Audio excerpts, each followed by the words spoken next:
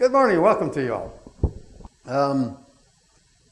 They asked me to talk about building science, and so we came up with this idea of is your house drowning? I got a better title for that, but we'll talk about that later. They're getting into it. When we talk about water in houses, you know, we're always seem to be talking about mold, and you've gotten that in at least 2 seminars already this year, and every year we talk about mold, and in your booklet, your pamphlets, your sack of stuff that all about CMHC is telling you about mold and all that.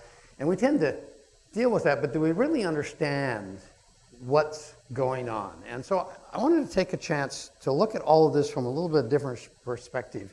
And let's just, first of all, concentrate on some building science principles that everybody kind of glosses over. I mean, they're there in every presentation, and it's kind of confusing, like we saw Tuesday morning, Tuesday afternoon, the psychometric chart that nobody can figure out what it is. And that has all those lines all over the place. And it's supposed to tell you when you're going to get mold in your walls or condensation in your windows.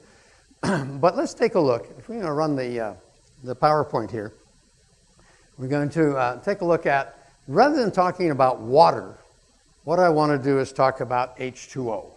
So is your house drowning? And how did that happen? It all boils down to this stuff that we usually call water, but that's its real name, if you want to get scientific, and most people know that one. That's not complicated. But what other names do we have for this? Okay, so we know it's water. What else do we have? H2O carries lots of names. Throw it at me. What else? Huh? Condensation. Liquid gold? That's if you live in Arizona and it's all dry, or California and it's all a drought, then it's liquid gold, right? Okay, but what else? You got condensation? Huh? Vapor? Moisture? Hey man, you guys live up north. Ice? Do you believe in that? Yes, ice? Snow? It's all H2O. And it's really weird stuff because it does all of this because even your vapor is subcategorized in mist, steam, fog, okay? And in fact, sometimes it's hot, and sometimes it's cold, and sometimes it's hard, and sometimes it's soft, and it's still H2O, okay? And sometimes you got too much, and sometimes you got not enough. You know, this is kind of like really strange stuff. And then we actually want to take a look at,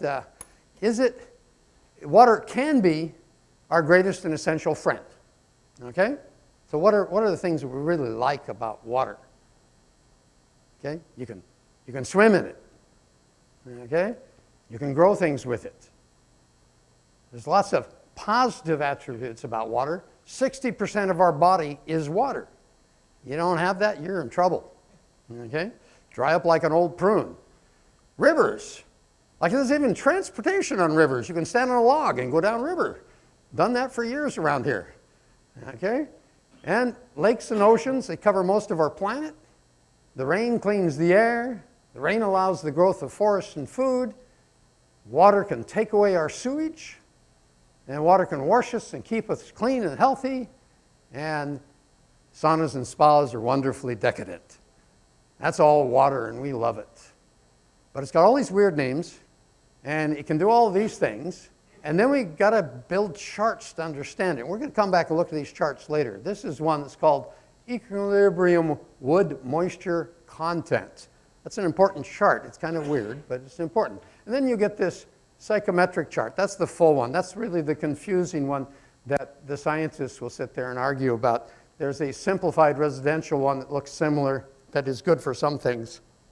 But that's all really pretty complicated because water in all these different forms our H2O in all these different forms is complicated stuff.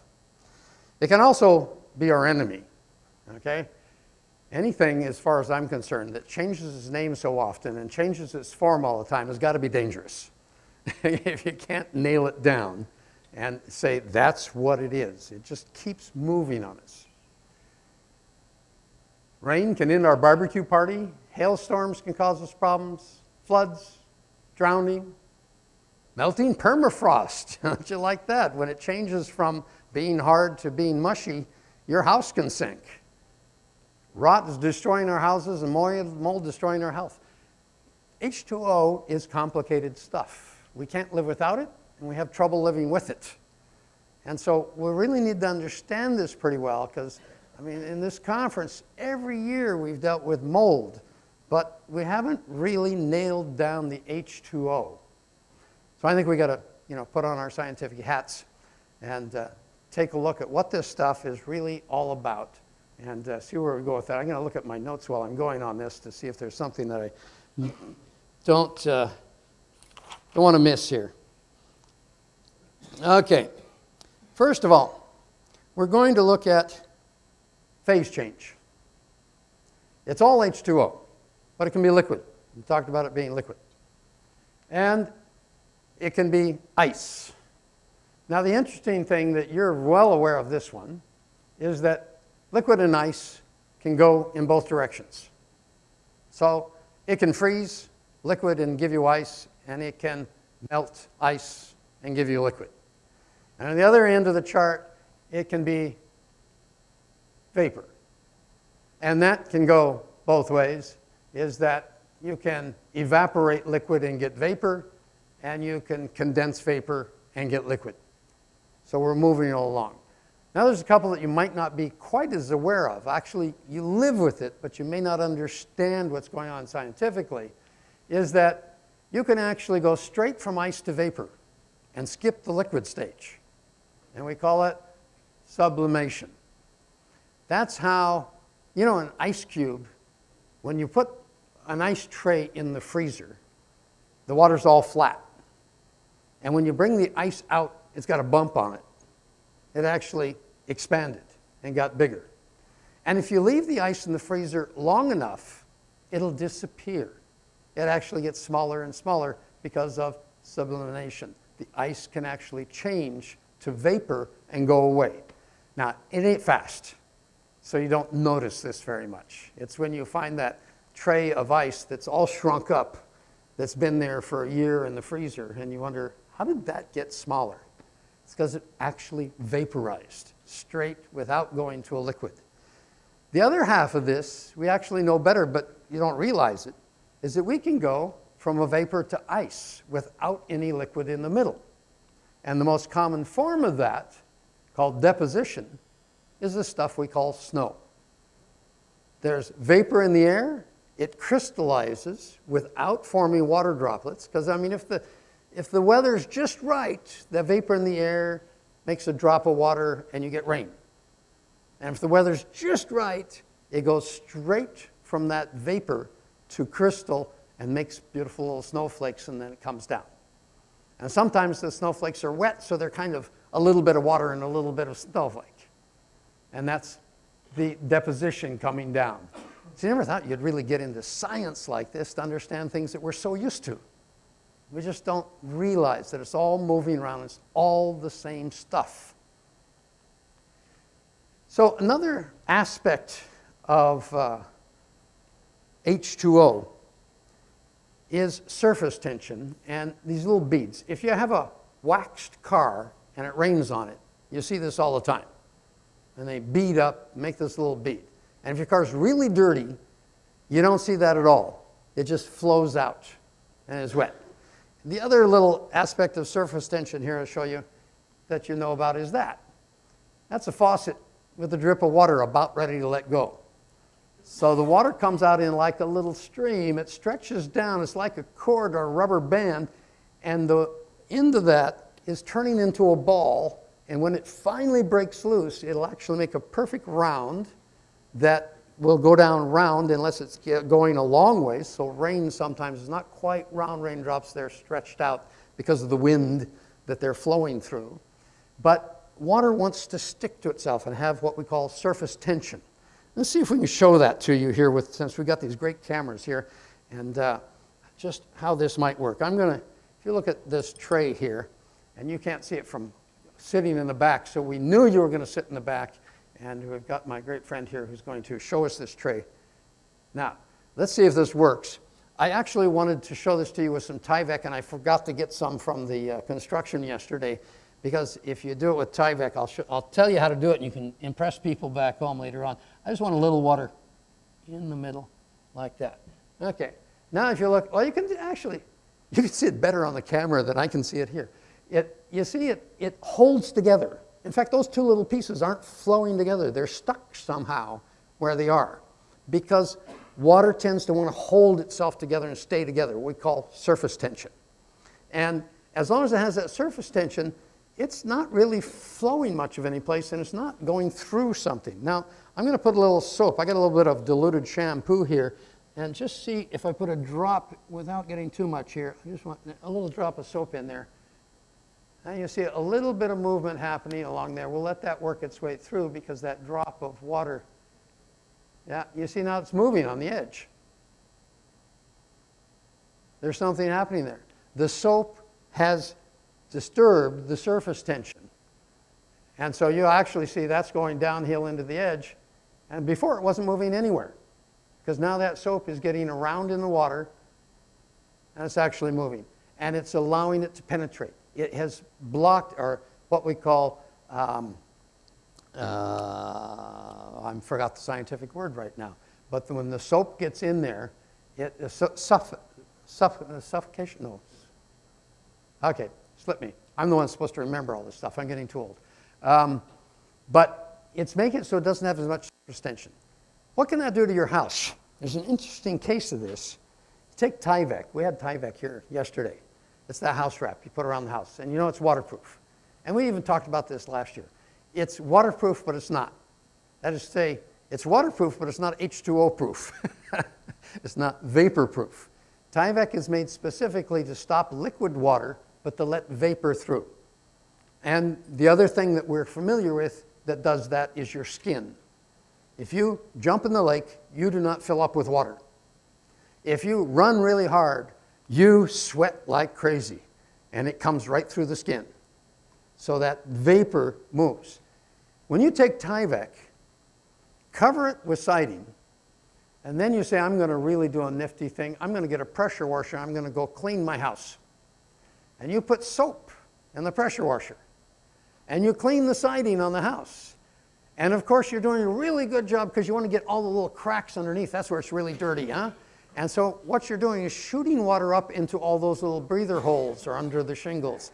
And if that soapy water gets on the Tyvek on the other side, it will cut the surface tension of the water. Now that's why soap cleans things well. There's no surface tension. The water can penetrate whatever you want to clean. It gets down to the bottom, and it acts as a solvent, and you can clean your dishes because soap is making it, is taking the surface tension away. When the surface tension is lost for the Tyvek, the problem is we can't rinse the Tyvek. It's behind the siding. So we can get it soapy, and then it dries. And then when there's a leak in the window, it reaches that same area, it'll go right in the house. That wall is no longer waterproof because of soap. You've destroyed the house wrap with cleaning your house with a pressure washer and squirting the water up in. So if you use a pressure washer with soap, you got to go downhill. Not uphill, downhill, so that you don't get into those little breather holes. The problem is that's where you want to be. So you're probably better off with taking a hose and a brush and cleaning this off. So we just never, in terms of housing, where we're using the scientific principle of a house wrap that will stop liquid water but let vapor through, never let soap get on it because you'll lose the surface tension and then we're in trouble. We go back to the slides. Okay, so we've got that one on surface tension. Now there's another thing that happens with water. It's called capillary action. Now I got one little thing I want to show you here, and I should have actually started this earlier. We'll come back to it. I've got a dish of blue water here, if we could pick up this blue water. And I've got, just like on television, a Scott towel. Okay, and they show you super absorbent. It'll take it right off the bum of your baby. Okay, so when we put this down here, we up there, okay, this is just a little food coloring in my water, and I just touch it here, and you can just see that crawling right up. Okay, and so you can see, let's do that with better lighting. There you go, and it's just climbing up there. How does the water go uphill? Normally, water doesn't go uphill because of gravity. Now another thing I want to show you here, I got a little piece of wood. It's just dry pine I picked up in my basement, and I've cut it so it's clean and very dry. And we'll come back to this later, but I'm just going to put that in my blue water and let it sit for a while. It's not as fast as Scott towel. But how is that all working? If we go back to the slideshow, we can show you. We go back to the slideshow here, and what we have here is a tray of water. And you notice the water is pretty flat. That's a nifty thing about water, is it levels out perfectly, except for the very corners. And when we put some pipes or straws or very narrow channels in, this actually, if we look at the big bowl, right in the edges, we'd see a little bend up. The water would climb up that edge a little bit.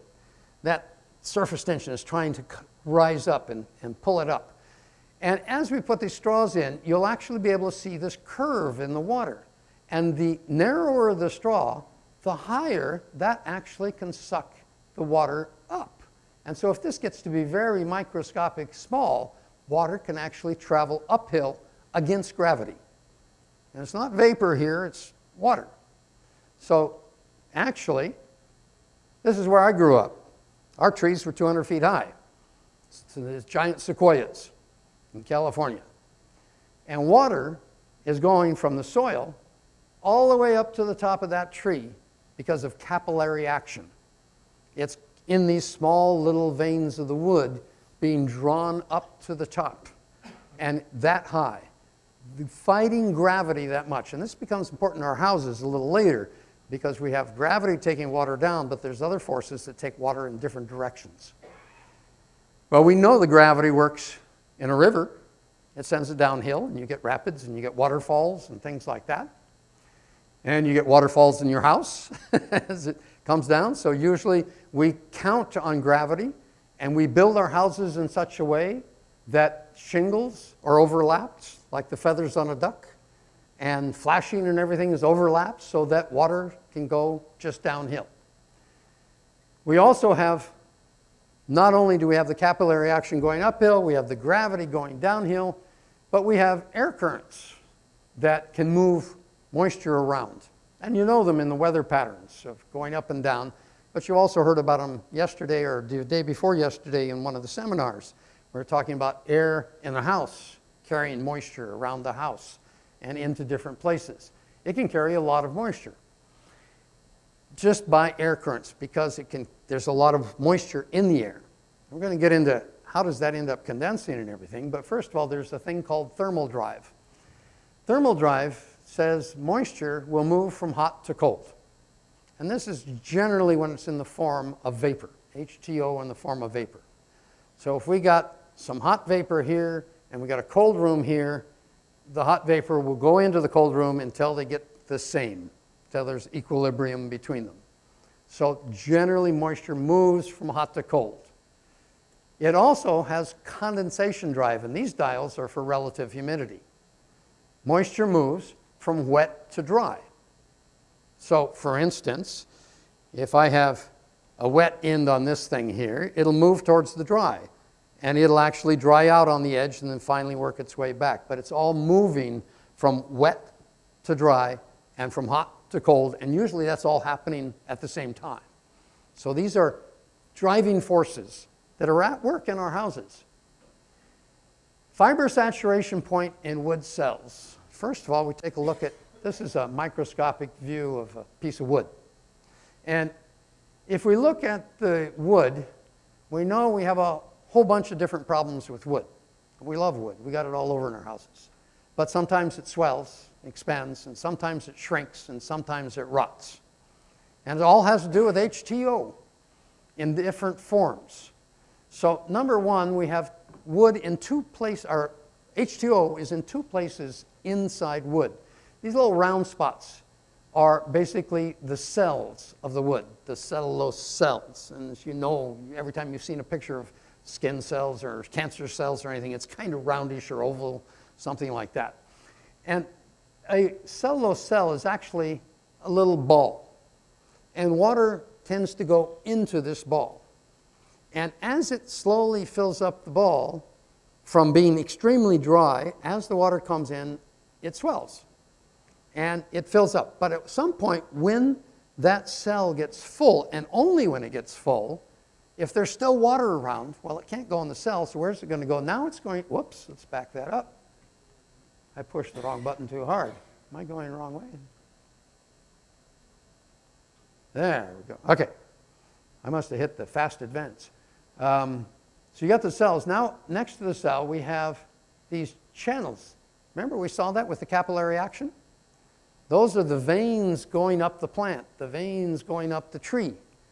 And they don't actually get much water movement until the cells fill up, because the life of the plant requires the cells to have water. So the cells take the water first. Once the cells are saturated, then we get free water, and that's the stuff that's going to be feeding the plant and moving up. Well, if your plant's dead, like my piece of wood, the plant, it's not feeding anything. But if the cells can get saturated and full, then the capillary action takes over and starts to push up into the wood, and we're moving. Now, the interesting thing that we'll see a little bit later is the relationship of all of that and mold, plus the relationship of that of cracks in the floor and swelling things. But it's all related to this scientific principle, fiber saturation point. So there's, of course, this fancy chart that's supposed to help us out with it. On the bottom, we have relative humidity in the room, and over here we have or that could be outdoors as well, and equilibrium moisture content in a percentage. What is that? MC, moisture content. Moisture content of wood, you may have used this term, you may have heard it already in construction. We talk about 19% moisture content. That's kiln dried lumber. That means if I build with lumber that's 19%, I'm not going to have trouble. We've got to figure out why in a minute. But moisture content is basically how much moisture is in this wood compared to how much moisture it could possibly hold. So if it's, because sometimes you got a wood that's been sitting in a lake, you pull it out, it'll just drip. And so when it stops dripping and you weigh it, it's still heavy. It's not dripping anymore, but it's heavy. Or you get lumber from the lumber yard someday. It's like that. It just weighs a ton. Well, when it's not dripping, but it's full of water, that's 100% moisture content. That's all it can hold. Anything else is just sitting there. So that's 100%. And anything as you go down, percentage-wise, is playing between the wood cells and the free water in the cell. So there's an interesting thing here, is that 19 to 20%, 28% or 30 is the primary shrinkage zone for wood, which is actually just that part of the chart, this little corner up here. But you see the line is almost straight up? So we get shrinkage when we hit about 30%. Above that, we've got lots of free wood, but the cell is full. There's no shrinkage. So I can have this wood just heavy as a ton, and it can dry and dry and dry, and it doesn't shrink. It's getting rid of the free water, but the cell's the same size. It's when we hit 30, 28% that we start to take the water out of the cells, and now the wood starts to shrink. And it's when we get to 19, when actually, even though we still have a long ways to go, this thing levels out so much that it's not going to shrink much anymore. It'll still lose water. It'll go down to zero dry if possible. The reality is it never gets zero dry. There's always somewhere in here where the relative humidity, if it's 50% relative humidity in the house, any wood that's been sitting there for a long time is going to have a 9% moisture content. So there's a relationship between the relative humidity in the house and the wood. And so you can have pretty dry wood with a lot of humidity in the house, 60, 70%, which is not good for houses, 70%. The wood's still not in trouble. The wood's up here, and it's not even expanding, contracting much. Okay? It's in this upper zone that we really get most of it. But it still does expand and contract somewhat. That's why in Calgary, if you buy a piece of furniture in Vancouver and take it to Calgary, it cracks by the time you get it in the house, because it's so different in terms of relative humidity in Vancouver than it is in Calgary. And things change as you go along. Okay. That's the scientific side. How long did that take me to do that? 9:30. Okay. That's going pretty fast. When we do these presentations, we always have the terrible thing of trying to figure out how long is the presentation going to be. Is it going to be too long or not long enough? Well, what I want to do, those are some of, not all of the basic principles of H2O, but that's the science side of H2O, which is kind of curious. It's fun for schoolwork and all that. How do we apply this in our house? How do we live with H2O? And how does it affect us? So let's take a look at some things. Flowing water. and particularly shingles. So we put shingles on the house to stop the rain from getting in the house, right? And it also stops the hail and stops the sun, because most of our shingles actually have UV light protection. Because if we didn't have UV light protection, I don't know, maybe you've seen people do this, particularly if they're using membranes. You throw up a waterproof membrane that's not designed to be the final protection. You notice it cracks in about 6 months. It will not last because the UV will kill it.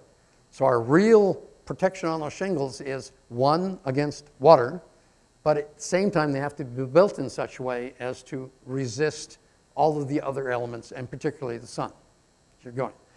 But what principle of this H2O are we really using with shingles? What's the primary principle?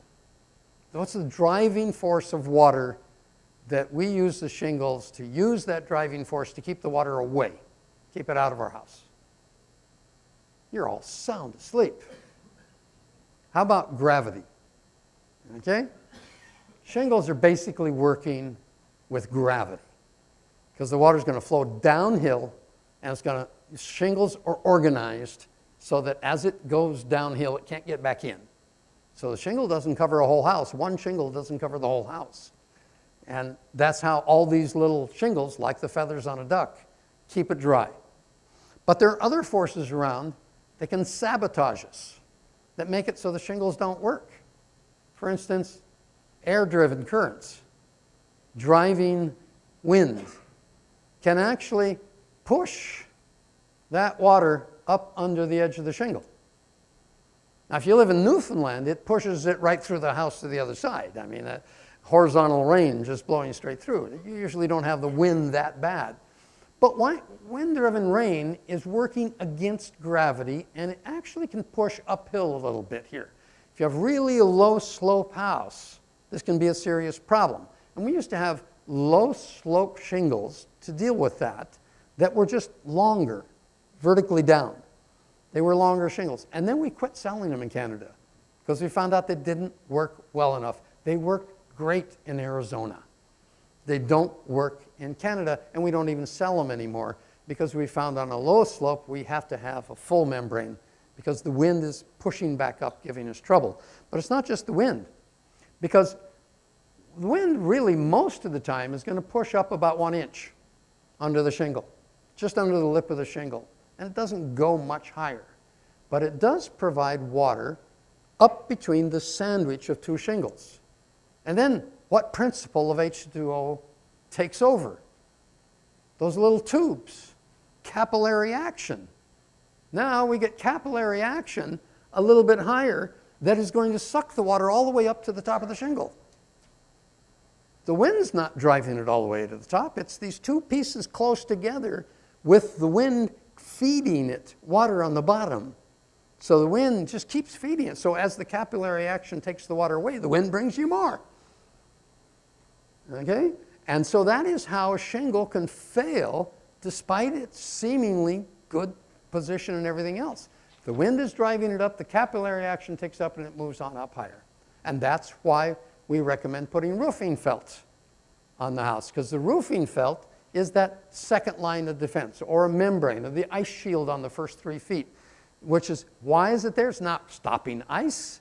The ice is feeding more water, and we need to have a more waterproof barrier below it to get rid of what's coming up under the shingles, because it's just being fed better all the time. Whether or not it's shoving us all the way up, the capillary action will pick it up and take it the rest of the way. And so you got to realize that there's these forces going on that you never imagined, that you thought you had it right. And it's working against you when they start all adding up.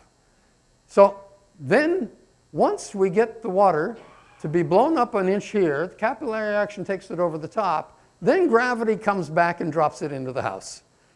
Okay, isn't that cool? And drops it right off into the house. So all of these forces just keep on working as we're going through. And you never thought that somebody could stand here and talk to you for 10 minutes about a shingle. Okay? Now let's deal with the rest of the house, okay? How about up on the roof still, flashings? This is the probably best valley flashing that exists, and I've actually seen one in my whole life, 50 years of construction, that actually was installed.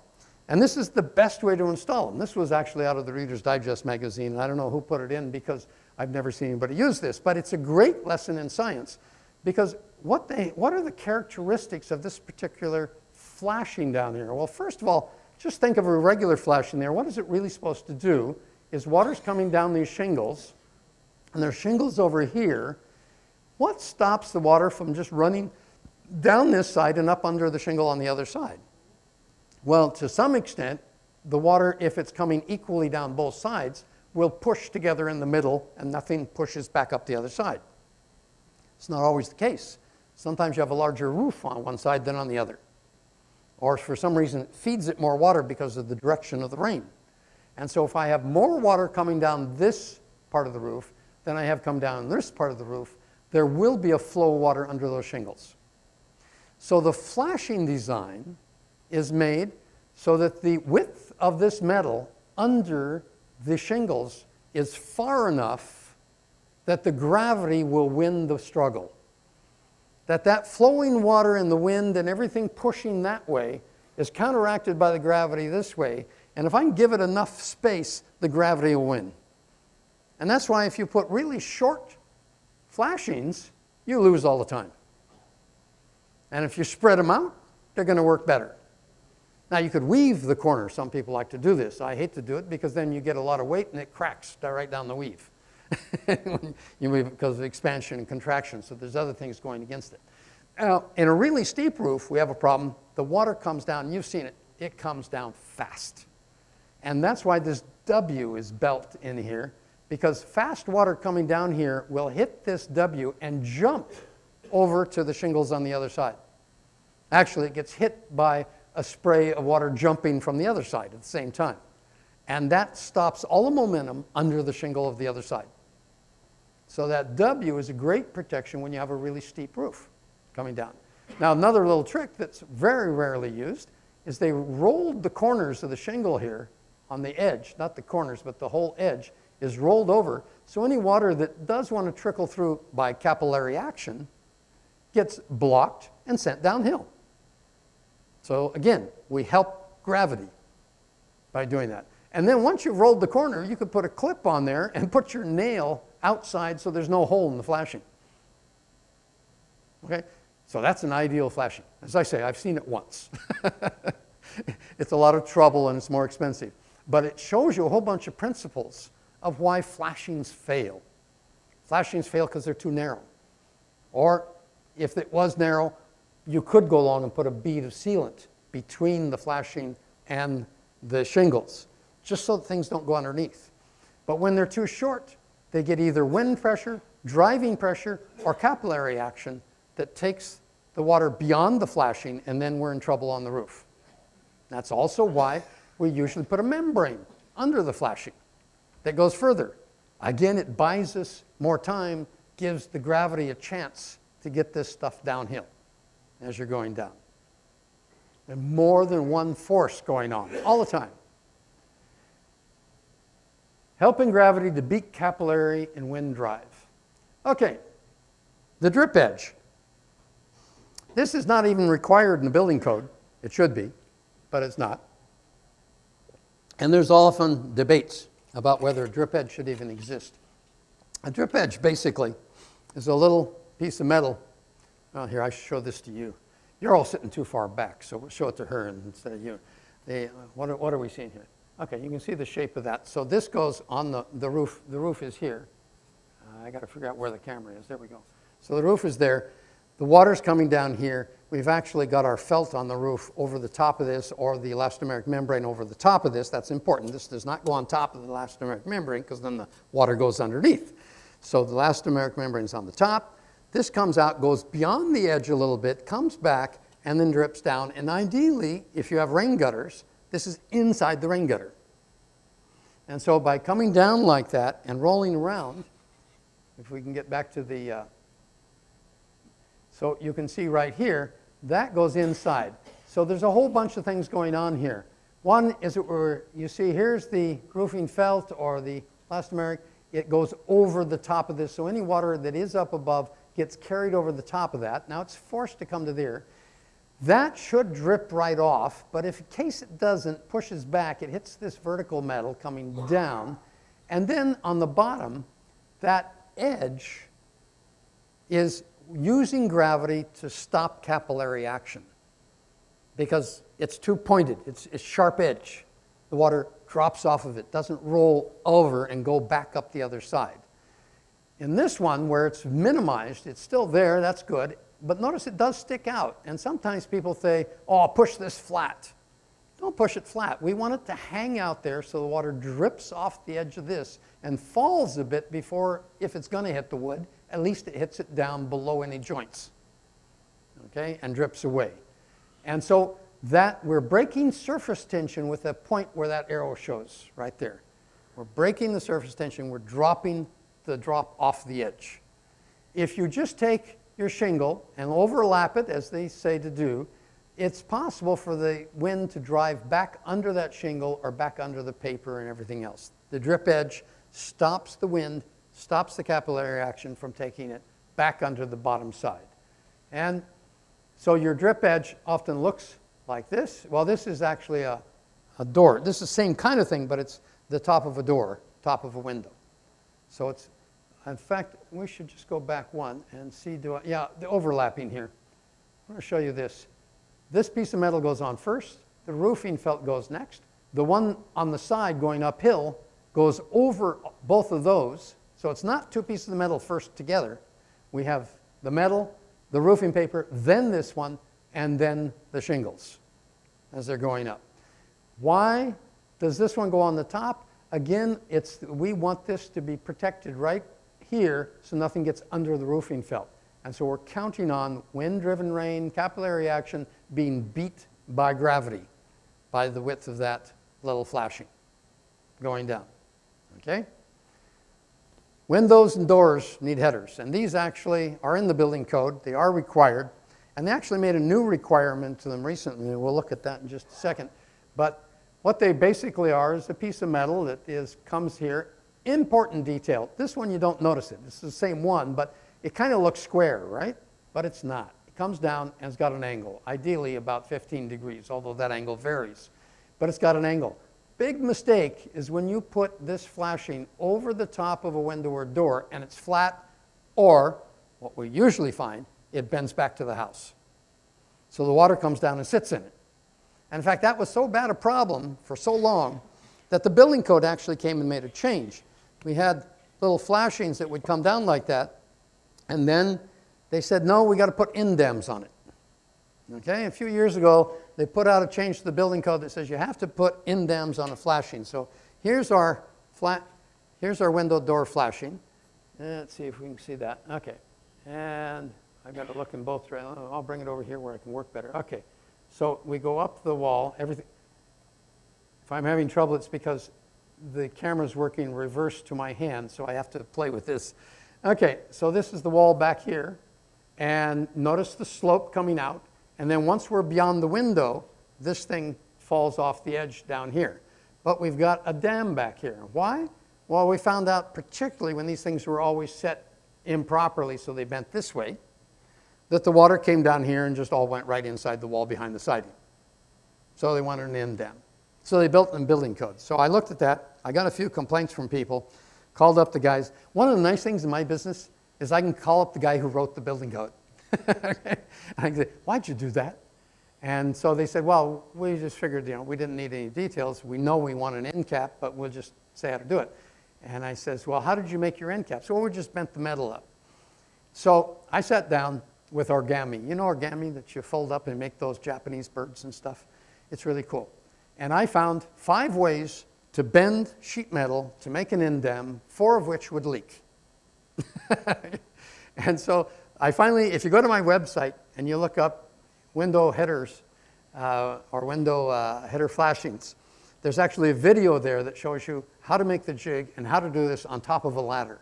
But basically, and here I have one that's all set up, and we'll pass this around, bring it back because it's my sample, but there's a little guide that we used for drawing how to cut this and then how to bend it. And I bend it just with needle nose pliers, a hammer, and a block of wood.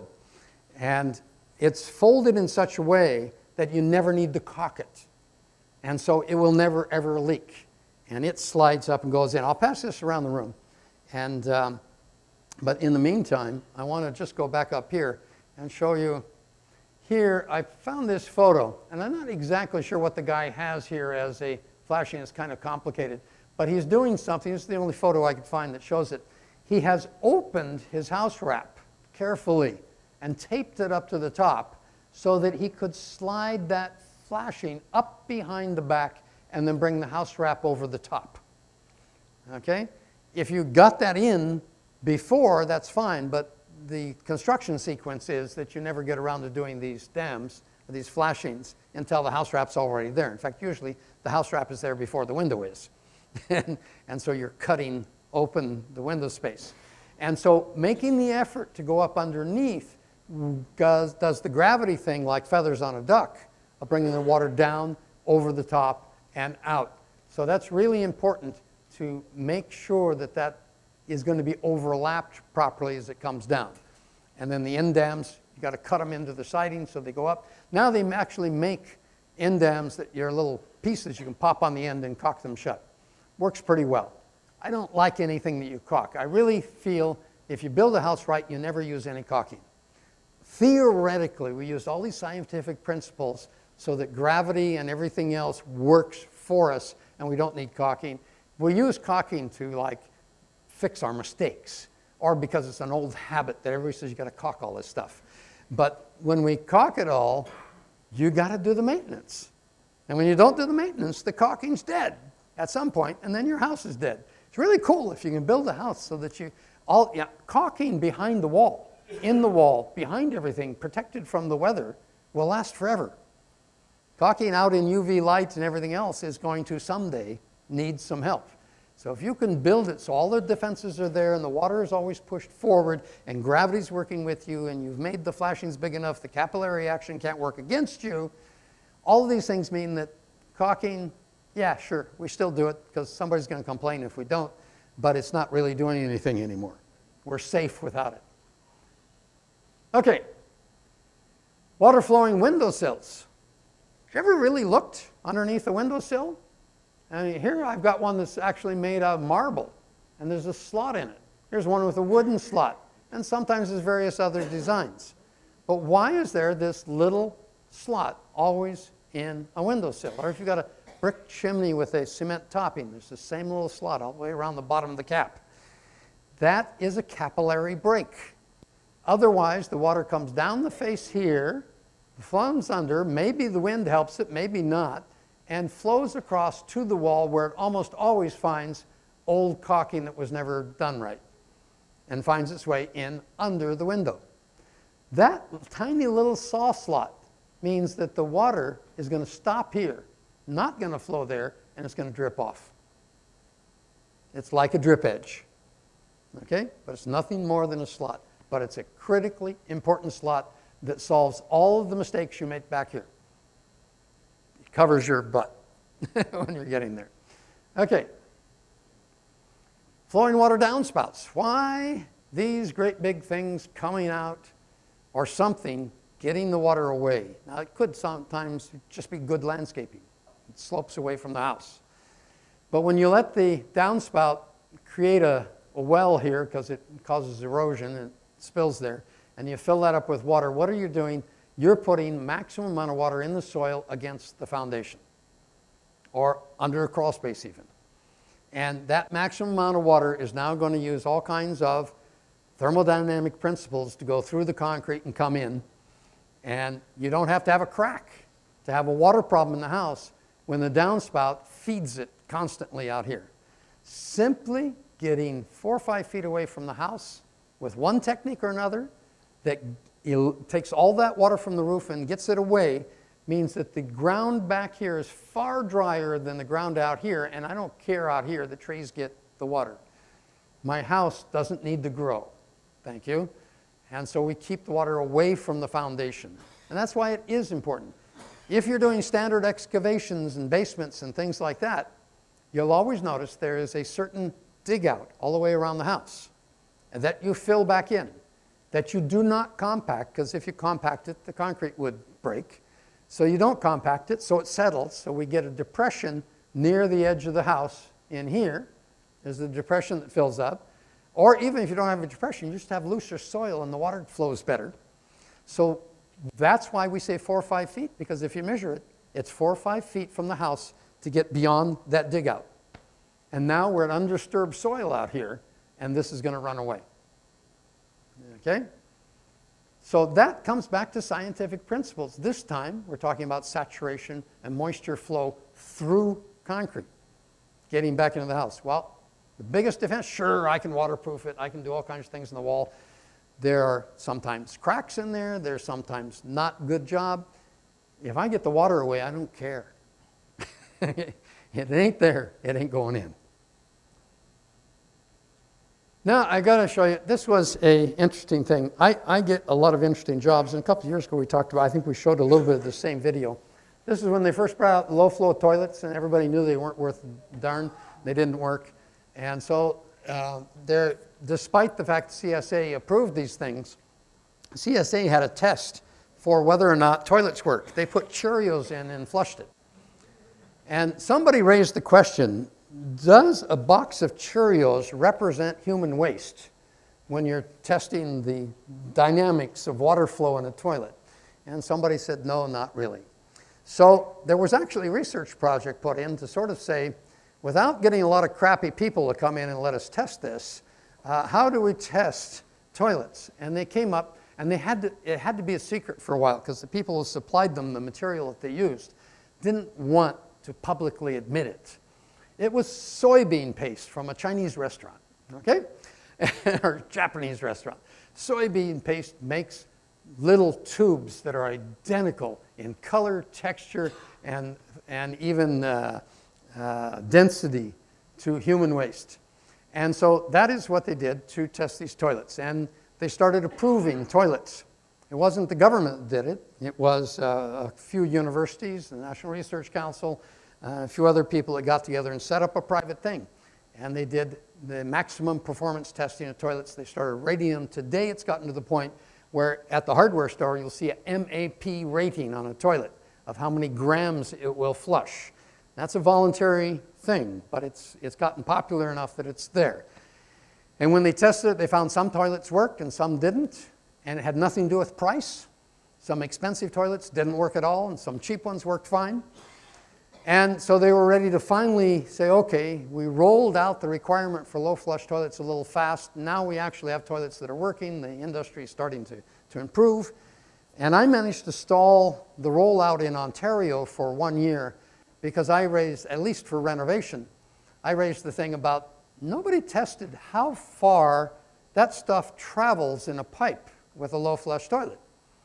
And we get a lot of complaints in renovations about it doesn't work. So we set up this rig. I didn't set it up, I just went there to film it. These are 60-foot plastic drain pipes. And those are toilets up in the back, up here. And they're flushing toilets up high and down low and feeding them down these pipes. And here's Yannick's filming all this stuff as we were going along. And we found, nobody has 60 feet between the toilet and the stack, but we were able to measure all of this. And so this is on my video, on my website. If you go there and look up low flow toilets, you can watch the whole video. But here we're going to take a look at just the last minute and a half of it because we have some lessons learned here. Go ahead. Now we're going to go back and drop the pipe just a little bit, put a slight sag in it, and just see what happens with the same toilet. Slight sag is very much like we find in renovation. And what we're going to do is drop this down, create a dip. It's typical of regular construction. It's going to drop down here, go back up to straightaway there, and just see what the difference is. Okay, can we flush it? Okay, oh, quite a backup wave hitting here. It's moving along and stopping here at 18 feet. It didn't even make it to this edge where it would have been straight away. So we've got a real block here and a lot of water backed up behind it. In fact, the water's falling away behind it this time. What are the primary lessons learned from all this research? First of all, a 3-inch diameter drain pipe is actually more efficient at carrying waste than a 4-inch diameter pipe because it tends to float the waste up higher, so there's less friction on the bottom, and we get a longer carry. Secondly, a 2% slope is actually better than a 1% slope because there's actually a little bit of momentum in the water to carry it further. However, there's a limit to that idea of increasing the slope, for as the slope becomes too high, the water runs away and leaves everything behind. In residential applications with short runs to the vertical drop, none of this is too critical. In long runs, and especially seldom used toilets, waste can dry and stick before the second flush can carry it out to the end. And that's what was going on in a lot of houses. They would have a guest bathroom down in the other end of the house with a long run to the stack. And the guest would do his thing and leave, and nobody would do anything in that bathroom for a week. And everything was sitting halfway to the drain pipe and dried up there. And then the next guest arrived and just added to it. And the Roto-Rooter just loved this for business. Gave him a lot of business. And we finally traced it down that it really was that seldom used bathroom that was giving most of the problems, because that second flush and third flush just kept things going. But it is interesting to see one of the lessons learned there was a 3-inch pipe with low flow toilets is better than a 4-inch pipe because it rises up and uses the water to float it. And many plumbers would tell me, oh, I'm going to do the best possible. I'm going to put in 4 inches. No, no, no. 3 is better in this case. It works better to flow down because now we're using H2O for transport. But we got to understand how the river works and what we're flowing down the river as we're doing this. Okay, let's see what we've got here. Water flowing and soap. Yeah, we talked about soap here. No, we didn't do the soap thing yet. Yes, we did. Did we do the soap thing? Yeah, we did the soap thing. Okay. So soapy water cleans well because it breaks the water's surface tension. And soapy water makes waterproof things no longer waterproof, like house wraps. So I talked about this ahead of time here. So that's the one about soap, because you got to be careful. It's breaking that surface tension. How about condensation on windows? We're doing an awful lot of talking about condensation on windows. Let me just see. I've got some little samples I want to talk about here and make sure I'm not forgetting anything. Okay, we're doing good. So, why is the condensation on the bottom most of the time? Sometimes it goes all the way up the window, but it always starts on the bottom. And really what makes that? It goes back to that psychometric chart, and just my common explanation is this. Vapor, H2O in vapor form, in the air, if we take a hunk of air and make it like a sponge, okay, and we say it's 50% relative humidity, that means it's got half the amount of water in it that it could hold before it rains. So if you have a regular sponge, you could pour water for a while and it won't drip through. And at some point, it won't hold any more water and you keep pouring, it just drips through. So we have this air here at 50% relative humidity and it's not dripping. Now the interesting thing is that the size of this sponge is related to temperature. So if we take this block of air and take it outdoors and it's minus 20, it's like squeezing the sponge because the sponge gets smaller. Same amount of water in it, but it's suddenly over 100% humidity. And as soon as it hits 100, it starts to condense and drip. So you can see this actively if you look at the exhaust fan from a bathroom when there's a lot of steam in the bathroom. Go to the outside and you'll see the steam. And you'll actually see the dripping going on. And you'll see a little cloud and it's raining because it's squeezing all the water out of that sponge. Inside the house, what happens is this air moves over to a window and the window cools it down. And if it flows down the window because cold air drops, hot air rises, it flows down to the bottom. It's getting colder and colder as it goes. And that's why at the bottom, it finally gets cold enough that it says, I've gotten to 100%. I've got to get rid of this water, and it deposits it wherever it is, and that's the bottom of the window. And the window gets it first, and the back of the closets get it second, and the corner of the basement gets it third as it's coming in, and you still have more of this stuff. So it's these sponges that are squeezing down and condensing. So it's the vapor squeezing and temperature changing. So we have these temperature drives and all these things working in such a way that that's what's causing our condensation up here.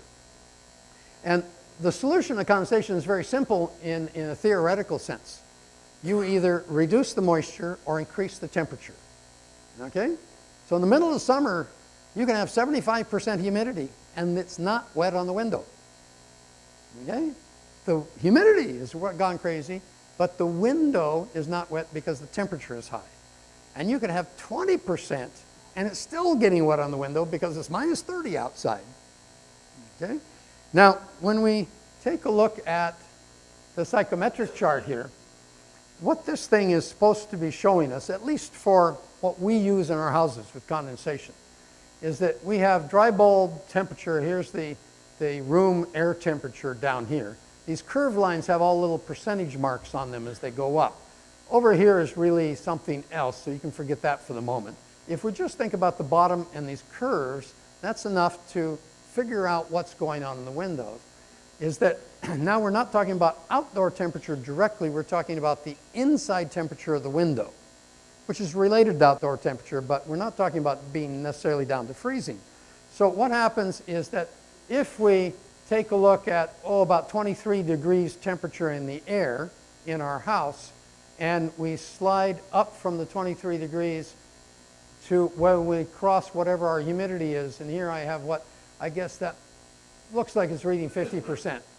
So if that's 50% right there, then we're going to follow that line over to the left until it hits the wall on the left side, and then we're going to follow it down, and if the glass is 10 degrees Celsius, I've got condensation. I'm not talking about outdoor temperature. I'm talking about the inside surface of the glass. So if the inside surface of the glass is, that's far from freezing, but I got condensation. Now, how is it that you manage to get ice on the window? Well, it's because you're down over here, where when it goes vertical down, you're hitting 0, and you've got ice. So it means that that's getting down to the ice. But that's the little chart that sort of shows us what that is. So if I can either lower the humidity, which would bring this further down here, which gives me more room over on this side, or raise the temperature, which takes me higher up the chart and gives me more room, all of those things help to solve the condensation problem. Okay? The CMHC actually has this chart available, and it's on my website if you look up condensation. This is outdoor temperature, and then they actually use that chart, but they extrapolate a good thermal window will stop how much of this cold and what's the inside glass temperature according to that. But they say if it's minus 12 outside, you've got to be no more than 40% relative humidity, or you've got condensation on the window. And so this is kind of a guide about when it's minus 30 or below. At 15%, you're going to have condensation. If you're down to 15%, you're drying up like an old prune and you don't feel good. So you're probably going to wipe the windows for a while and hope it warms up or get more heat on your windows. Now, the good side of all this, if you're building really energy efficient houses, is the inside skin of the house, including the windows, is warmer on any given cold day. And by being warmer, it means I can have more humidity in my house without condensation and without mold. And so the energy efficient house has that great advantage, is the inside skin is warmer than the neighbor who has not an energy efficient house. But if you have cold air drafts through the walls, that's chilling down some specific part of that inside skin and allowing this condensation to come in and get a hold of it. Okay? Wood on concrete rotting. So, one of the things we've learned is this capillary action can actually move through concrete. Is that concrete doesn't care about water really very much. We have concrete pillars in the lake and they stay there for 1,000 years, not a problem. So concrete does flow, or water does flow through concrete though by capillary action and can come to the other side. So if it comes to the other side and sits on the floor down here, and it's kind of, you don't really quite notice it, but it's kind of cold, and we put a piece of concrete or a piece of wood, particularly white wood, down on that floor, is the water going to get up into the wood even though I don't have condensation? I don't have any leaks? Well, let's turn this around to the camera here. and see what we've got going on in my little piece of wood. Now I put it on the end so it would show better. So you can see the water level, and that's been less than an hour. And the water is moving up on this wood. And that's what happens to this bottom plate of the wall and the floor. It's sitting on the concrete and it's getting there. So either you make the bottom plate out of pressure-treated wood, or you do a real complicated thing here.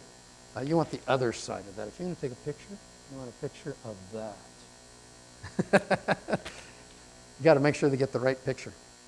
So we're going to take a strip of polyethylene, any kind of plastic. It could be garbage bags. It doesn't even have to be perfect vapor barrier. We're simply going to put it on the bottom plate, under the bottom plate. In fact, you can just put it along and staple it up the two sides if you want to be really simplest about it. And sit this down. And what does that plastic do? It's a capillary break. It stops the water in the concrete from touching the wood, so the wood won't transport any water up. And by doing just a little bit of this, it means if you do have a flood, this can still dry out. It's not sealed. It's just we want to break it from the concrete. Okay?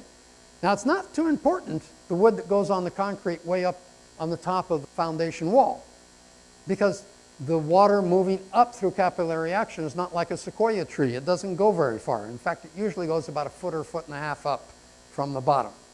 And so we're going to be dry up there. But down here, that's important on the floor. So when you're putting wood on a basement floor, concrete floor, unless you've got a perfect barrier underneath. Now, if you've done a really good job under the concrete, you'll get moisture coming up while the concrete dries, but you won't get moisture forever and ever. But if you don't have a perfect vapor or moisture barrier under the concrete, then you absolutely need to do this to keep it. And so in renovations, where we know we don't have a perfect one in the bottom, because it wasn't built that way, then we need to come up and do a better job up there. Okay. So, in fact, you can see what they've done here. In this particular one, I can see a plastic strip down here, which means they did some work on the wall of doing some waterproofing here and bringing that plastic strip underneath that wood. It is there. Yes?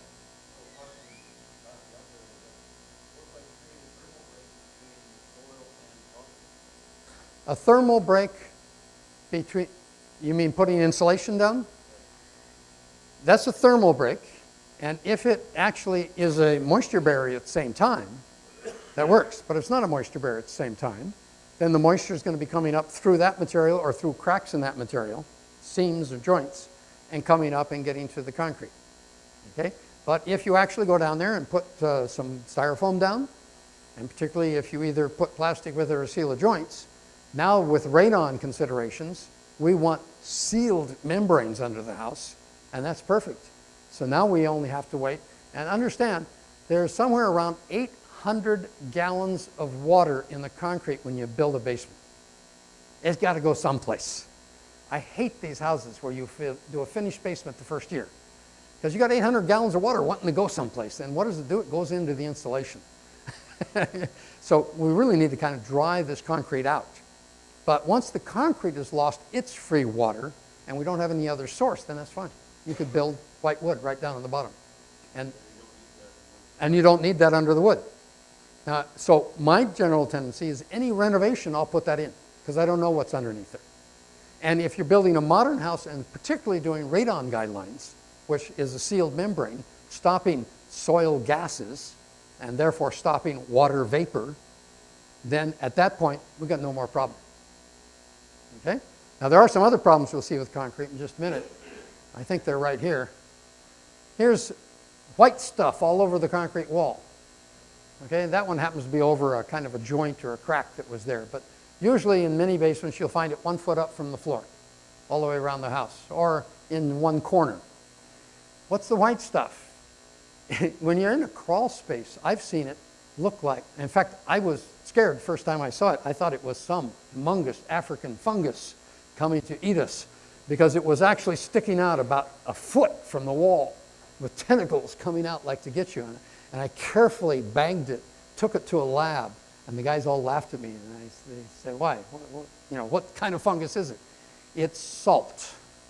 It was nothing but salt crystals growing because the atmosphere in this crawl space was so humid it just allowed it to grow out like tentacles. But there is salt normally in masonry and in concrete. When we saturate it, remember the tree, the cells when they got filled, that was one thing, and then there was free water after that. Well, in concrete, it's almost always free water. But when you saturate concrete, it then dissolves the salt. Now the salts migrate with the water. And where does the water go? Remember the thermodynamics. It's going to move towards heat. So in the basement, it's going from cold to hot, so it's going to drive into where it can evaporate. So it drives in to the inside. As it evaporates, it leaves the salt behind, and that's just salt. Muriatic acid will clean it off, and you can treat it whatever you want. How do you stop it? Ideally, we stop it so there's no water coming in from the bottom, but it's probably too late in that house. So you can stop it by cleaning it off and sealing the concrete. Because when you seal the concrete, I'm not really stopping the water too much. What I'm doing is stopping the evaporation. And you stop the evaporation, the water sits in the concrete, but it doesn't keep coming. Okay? And doesn't transport the salts. So there's nothing dangerous about the salts, except if they form behind the face, they form crystals and they pop it off and you get spalling. If they forms behind brick or inside brick, it pops off the brick and gives you spalling. And doesn't come from the brick, it comes from the mortar. But it comes from mortar, moves into the brick, and then forms crystals and then pops it off as you're moving. But we're using all these thermodynamic principles of saturation and movement that are causing this kind of thing to work. Here's the real solution here. When you have a footing, before you pour the wall, you put a plastic or rubberized membrane just where the wall goes, right down into the key and over. And that is a thermal break for what we call damp rising. Why damp rising? Because the foot, whoops, don't push the buttons like that down. If I hit the wrong button, it really goes crazy, doesn't it? You need an idiot-proof button on this control for people like me. Here we go. Hit that button. Here, there's the drainage pipe. There's all kinds of things here. So this footing normally sits in water, unless you're in a real dry area. That's wet all the time. And so it's wicking right up here and evaporating into the inside. Just a plastic sheet across the top before you pour the wall stops that. And it lasts forever because it's not subject to weather or anything else. It just sits there. And that stops your damp rising. Very important on the West Coast. Now, this is the one you'll see all in your houses, is this mold in walls. We're talking about balance of H2O. So, and you open it up and there's this moisture back here, and you've done an awful lot of seminars here. We're not going to deal with mold an awful lot. What we want to deal with is why do we sometimes get mold and sometimes don't? And here is maybe a really interesting place to look. This is a fence post. Fence post is solid. Fence post is rotten right here. And if we dig deeper, the fence post is solid again. It always rots right at the ground level, doesn't it? And if you look at posts in the lake or on the riverside, they don't rot in the bottom of the lake, and they don't rot standing out. They rot at the water line. Okay? Why? Because at the water line, at this soil line, that's where I have both water and oxygen. When I go deeper into a lake, or even deeper here, you have water but no oxygen. When you get on the top, you got oxygen but no water. It's when you get oxygen and water that you start to have a problem. And that's why in these building materials, like a fence like that, you'll be getting that. So what do we get in the wall? Well, amongst the things, usually it's condensation or leakage from the outside. So there's a water, H2O presence that's coming in for one of many reasons that we've talked about often, but it's got to be there. We've got to get a temperature that is appropriate for it, and it has to have available oxygen. And in here with the insulation, there's enough room for oxygen and things like that. And that's where you get the rot. So if you could attack any of those elements, a little hard to cut off the oxygen in the house because it's everywhere. And so that's why we work so hard at cutting off the water and making sure the moisture can't accumulate where there so you get the rot. How about floorboards? Floors, you've seen floors that shrink away like this and open up in the middle of the winter, and then they close again in the summertime, and then boards that make little teepees and lift the floor up, particularly the floating floors as they're going like that. that all has to do with wood expansion and contraction as we're going through here. And, back in the moisture in the walls, I just see a note here that I should have mentioned. Moisture comes in how? Through leaks, whether it's weather or plumbing, through air movement, condensing on cold surfaces, or by wicking and capillary action right through the materials, okay?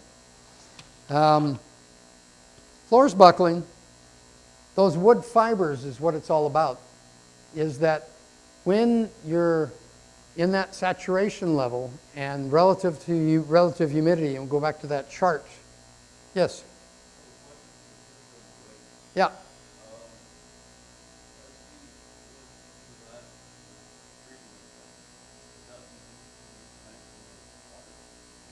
That the freezing out, this wood was outside in the freezing? Out in the elements. Yeah, you could have, because water when it freezes, so if that wood was very wet, there will be an expansion from moving from liquid to ice. And that, well, you see what it is. What we see here inside the house is usually about the cells of the wood expanding and contracting in their moisture content, in that 19 to 28% moisture content range. But we also saw that the structure of wood has room for free water. And the free water will react to ice changes. So if it's really saturated wood and you freeze it, it's not the cells so much now as the free water that it's expanding. Okay? And so when you've really got it wet wood and you're freezing, that can be causing expansion. You might have to build in a little bit more play. The problem is when it gets really dry, it's going to shrink a lot as it comes back down. But so you could have an extra expansion beyond what is from wood cell expansion by the free water expansion as ice, okay, in a freezing situation. And then, now let's stay back here. I thought I had that chart up here again. So that's all about those cells expanding and contracting unless you get into an ice situation. The other thing about the wood in the picture before that, when we were back here on the mold, is that this wood can take on a lot of water and lock it all in the cells up to 30% moisture content. Okay? Mold cannot feed on the water that's in the wood cell, inside the cell. So there will never be mold if we're below 30% moisture content, unless there's water sitting on the top of it. It's when the wood can start filling in the free water space between the cells, those tubes that the tree used to carry the water to the top of the tree, that water is available for mold. So it's the free water content of wood that can feed mold. And we will never get mold until we're 30%. And that's why wood can actually get fairly wet without a problem of mold, as long as it doesn't stay saturated for a long time. And so it can take it for a little bit. But you're not going to feed, mold cannot use the water that's in the cell. So up to 30%, they'll never be part of a mold problem. So if we can get that, have a tester, and we see our wood is below 30, it's not dry. It's not as dry as I'd like it to be, but it's below 30, it's not going to be feeding mold. Okay? It's the free water that feeds the mold. And this expansion is mostly in that zone that we had on the chart between 28 and 19%. That's where most of that activity goes along. And then that can be related to indoor relative humidities and seeing how the shrinkage of that happens. Now here's an interesting problem of drywall. I can see a joint swelling here horizontally on the drywall and the metal trim buckling. And one of two things can be happening here. This one is probably that right here is a stairwell. We're coming down a stairwell in between two floors or between the house and the basement. And there's a great big 2x10 sitting right here or something similar that's on its side. Wood shrinks sideways here. Wood shrinks this way quite a bit. And almost nothing this way. It shrinks a little bit that way. But the wood cells mostly shrink in this direction. All right? So when I've got a piece, my house is built with wood like this, except those floor joists that are like this. So if I bring drywall and put my drywall and nail one sheet up here and another sheet down here, that means I've got no strength between those sheets. And this piece is going to shrink. And when this piece shrinks, this is usually right after new construction, 6 months later. This piece shrinks, it squeezes that joint between the two drywall. How do you deal with that? You always do your drywall with a sheet that goes from here to here, and there's no joint on that piece of horizontal wood. No drywall joint on a piece of horizontal wood. Because then the drywall, to a certain extent, can struggle against the movement and not show up a crack. This coming through can be part of the same problem, but it's more often another problem. It's that as we build the house this way, there is actually a measurable shrinking of the height of the whole house. And when you build houses now 9 stories tall out of wood, it's miserable. But it's actually miserable now. And that is one of the reasons, and you may have never realized why, just people told you to do it, you never put drywall ceiling to floor. You always lift the drywall off the floor and put it tight to the ceiling. But it is never jammed into place because that wall will shrink. Okay? And when you take a metal trim piece and jam it ceiling to floor, I guarantee you it'll buckle. Because the metal ain't going to give at all. The metal will not give. That wall will shrink at least a little, and that metal will buckle out amazingly a large distance, even though it's a fraction of an inch that the wall shrunk. So the drywall, if you put it on properly, can take that fraction of an inch shrinkage, but not the metal vertical. So make sure the metal vertical never touches the floor. Run it up to the ceiling, and like the drywall, make sure you got a 1/4 inch space at least on the floor. And so it's not down there. And then I don't get that compression against the metal, which won't compress. Okay? And concrete spalling. You may wonder, and particularly in remote areas where it's a difficult thing to do or hard to get, why the National Building Code requires that all outdoor concrete is air entrained. Okay? What does air entraining really mean, and what does it do, and why in Canada we're demanding this, particularly for sidewalks and things like this? And it's a difficult thing to do. They can easily do it in a cement truck, but if you're mixing your cement, there's really only one product out there that's a high-strength 6,000 psi concrete that for a while I convinced King Packaging to put it clearly, because they had it in small print, put it clearly on the package, air entrained. It's not on the packages anymore because a new marketing guy came in and didn't understand what I beat into the head of the first guy. But if you look carefully, it'll say air entrained someplace.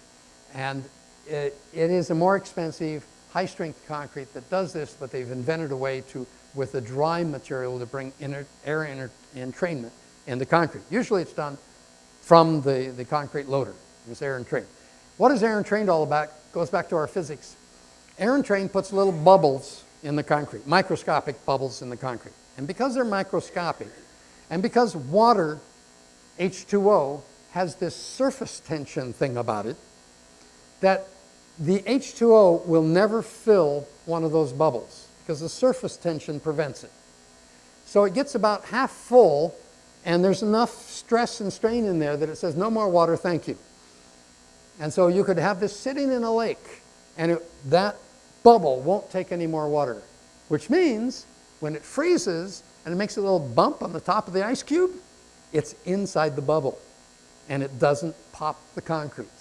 When you don't have that, all the water is in between the pieces of gravel and sand, and particularly if you smoothed it off too much on the top, so we don't have a lot of gravel, we have mostly just sand, then those little ice crystals pop it all off, and you get concrete like we see up here. And that's why it spalls all off the top, is because it was too smooth on the top and you didn't have air entrainment.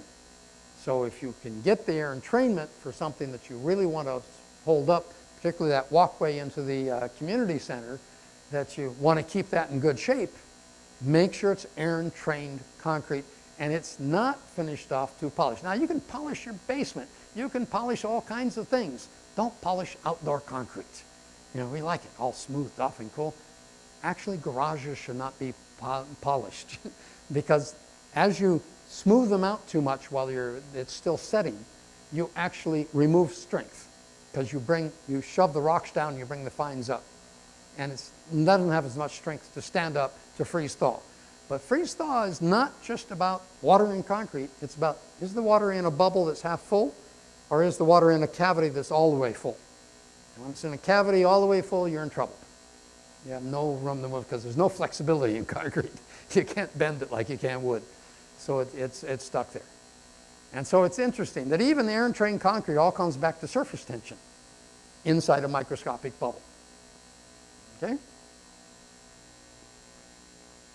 If anything, what I wanted to really push home to you today, and I see we're running just about straight on time here, is if you can understand some of these principles and think back to some of the scientific building science principles that I talked about at the beginning, it might help you on these things that we hound all the time about why is this mold and blah, blah, blah. Why does one thing rot and another thing doesn't? Why does one situation work and another one doesn't? Is you have all these forces trying to move H2O through its phases from hard ice to liquid to vapor and back again, or jumping around as snow or other things. And as you move through that, and the transport methods are different and combined. So we can think we've made everything waterproof because the water's flowing like feathers on a duck's, but when the wind blows it up, we don't know that that suddenly opens the door for the capillary action to undermine all your efforts.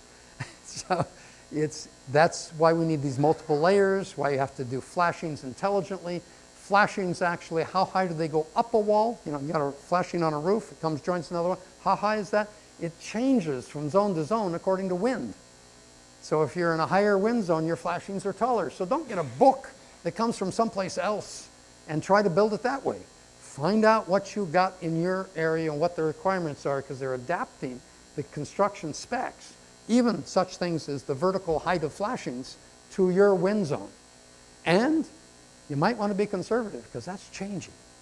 With our radical weather events, we're discovering some other things that worked within the parameters are starting to flow over. Now, not always, but occasionally, because we get more wind or we get more rain. These kind of things are happening.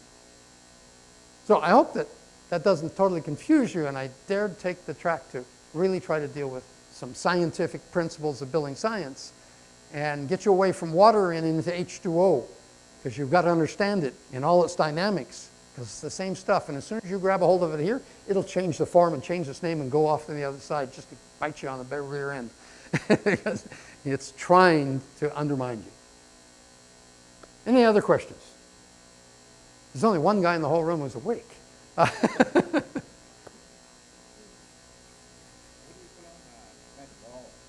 What do you put on cement walls in terms of framing? So you're in a basement? Yeah, so on a basement, usually what we say is that we're going to put a piece of plastic on the floor for the board on the floor, or use a frustrator piece, or the whole thing's built so good there's no water coming from underneath.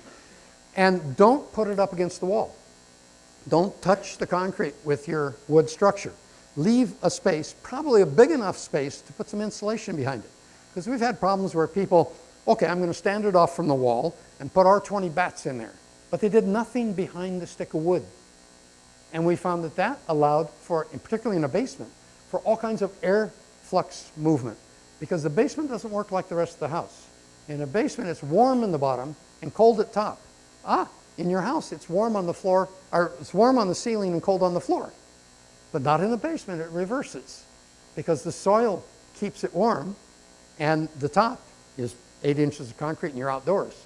8 inches of concrete is worth less than R1. So the cold comes in. And so that means that in the basement, behind the wall, behind the insulation, the air is falling. And then it comes up to the gyprock and rises up in the insulation, and you get a loop going on down there that doesn't happen in the rest of the house.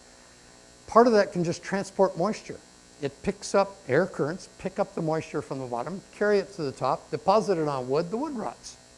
Where did it come from? There wasn't a leak. It was this uphill rainstorm going on inside the wall. So one of the rules, CMHC came out about 1990 with a great rule for foam insulation on the wall. They say, don't put blobs of glue on the wall and push the board in. That's what the manufacturer said. Don't do it. They said, we want horizontal continuous lines of glue. Not vertical lines, horizontal ones, because we want to stop the vertical channels, because the vertical channels are looping air. Whereas if we put horizontal. So generally speaking, we say insulation in the basement goes tight against the wall, including behind the studs. That breaks the joint between the wood and the concrete, and between thermal bridging, both at the same time. So some people will go put layer of styrofoam or foam. It doesn't even have to be styrofoam, it can be beadboard. Layer of foam on the wall, and then you could put your studs up tight to that and then fill in with fiberglass. So there's lots of possibilities. And that's why I really drive home, if you understand the mechanisms, you can invent your own way. Or you can judge a way that somebody's suggesting and see if it's really going to work. Will moisture move in the right direction? Will it get trapped? What am I doing about thermal bridging? But what am I doing about this H2O that wants to move with air currents? It wants to change state from liquid to vapor and back and move by capillary action through materials. It's a whole big struggle. And basements are not simple. We haven't had the last word on basements yet. There's a lot of research has been going on and still going on. And I predict that we will probably learn in the next 5 years that we're doing basements differently than we're doing them today. We're probably going to eliminate the vapor barrier and put in smart barriers. Smart barrier is a different product that changes its permeability with the level of humidity that comes up to it. So it'll let moisture through. When it's really dry, it stops it, but when it's not really dry, it actually lets it escape. And it was designed. The funny thing, we were talking earlier about this, is that in Florida, they put the vapor barriers on the outside of the wall because they have to stop the humid, hot air from getting into the air-conditioned space. And in Canada, we put the vapor barrier in the warm and winter side of the wall to stop our moisture in the house from getting to the cold outside of the wall. So what do they do in Carolina? Okay? Well, nobody knew. And in fact, they usually didn't do anything in Carolina, you know? They just kept building houses. And they finally invented a product for Carolina, for that weather band, which was a vapor barrier that kind of worked both ways. And now we're finding specific uses for it, such as basements in Canada. And so there's interesting, there will be more conferences with more revelations as time goes on. That's what it's all about. But in the meantime, you need to build healthy houses and have them maintain and stay. So try to keep in mind these principles. I'm always the happiest when I've done a TV show or something, and I run into somebody, and they tell me how they solved a different problem because they understood the principles that I taught. And that's good. Instead of just saying, oh, Jan said do it that way. I'd like you to understand why, and then you can do it the proper way for your situation, because I haven't seen your situation. Okay?